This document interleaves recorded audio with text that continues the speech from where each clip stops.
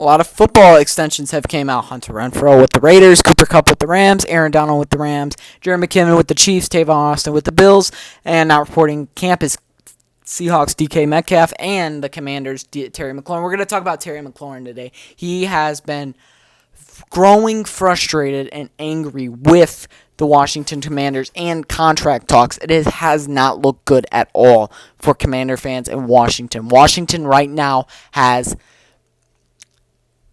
no clue what they're doing. They're a very unorganized franchise, kind of like my Jags.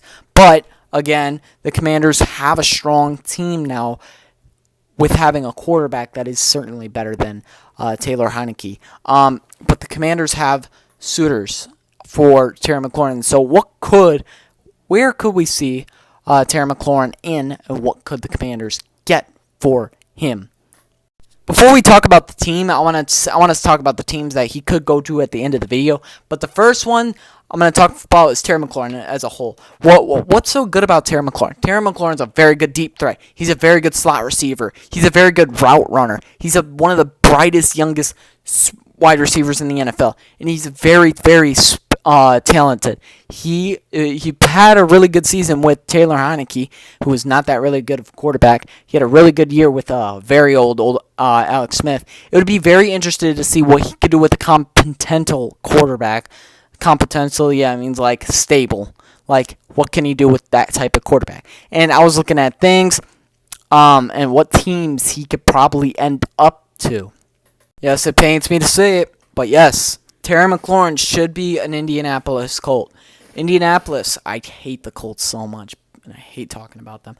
But again, they got a new quarterback, Matt Ryan, who's about to turn 40, and he does not have much weapons to throw to. Michael Pittman and a decent tight end is not going to get the job done. They had a bunch of cap space, and they didn't do much with it.